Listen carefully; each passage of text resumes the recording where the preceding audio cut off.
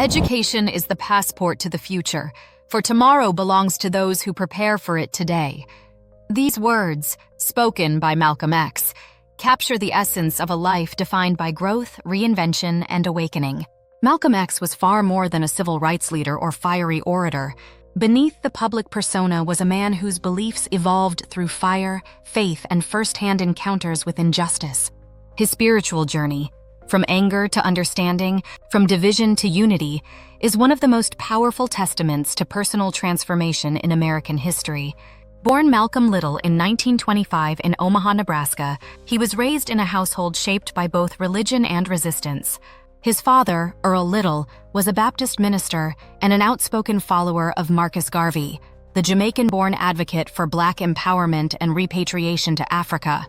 These early lessons in self-respect and defiance against oppression left a deep imprint on young Malcolm, but tragedy followed the family closely. Earl died under mysterious circumstances, likely murdered by white supremacists, and the family fell into poverty. Malcolm's mother, Louise, eventually suffered a nervous breakdown, leaving him and his siblings in foster care. These experiences planted the seeds of bitterness toward a system that seemed designed to destroy Black families. As a teenager, Malcolm drifted far from the values of his youth. He moved to Boston and then New York, where he became known as Detroit Red, a nickname given because of his light skin and reddish hair.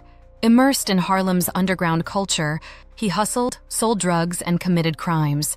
At age 20, he was sentenced to prison for burglary. That prison cell would become the turning point of his life.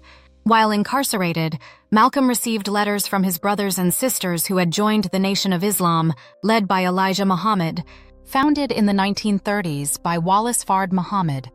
The Nation of Islam blended Islamic teachings with Black nationalist ideology, offering a radical alternative to Christianity and integrationist politics. It preached Black pride, economic independence, and the rejection of white supremacy. If you're enjoying this journey so far, don't forget to like and share this video. Your support helps us share these incredible stories with a global audience. Now back to the show, framing Islam as a means of reclaiming dignity and power for African Americans. The Nation of Islam's message resonated deeply with Malcolm. He saw it not just as a religion, but as a path to liberation. He embraced it fully. He rejected Little, a name tied to slavery, and took X as a symbol of his stolen African heritage. Under Elijah Muhammad's guidance, Malcolm found discipline, purpose, and a voice. Upon his release in 1952, he quickly rose within the ranks of the Nation of Islam, becoming its national spokesman.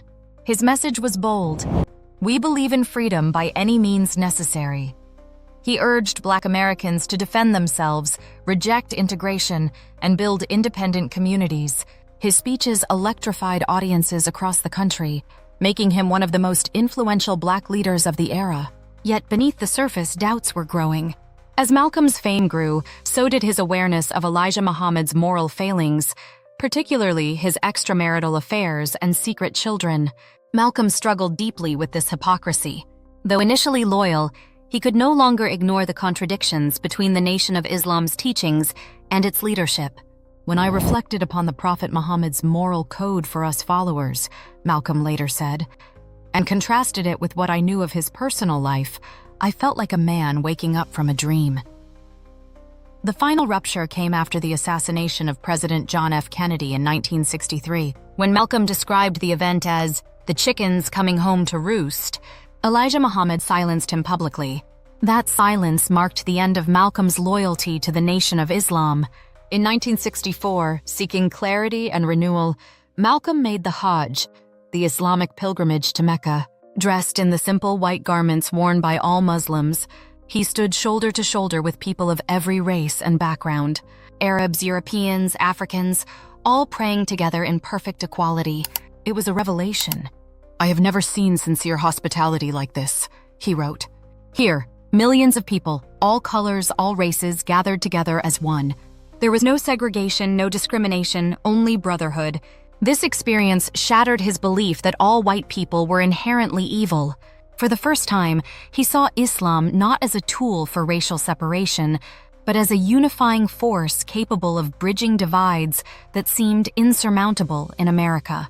In Mecca, he witnessed Muslims from every race, nationality, and background praying side by side, rich and poor, powerful and humble, all dressed in the same simple garments, all bowing toward the same Qibla.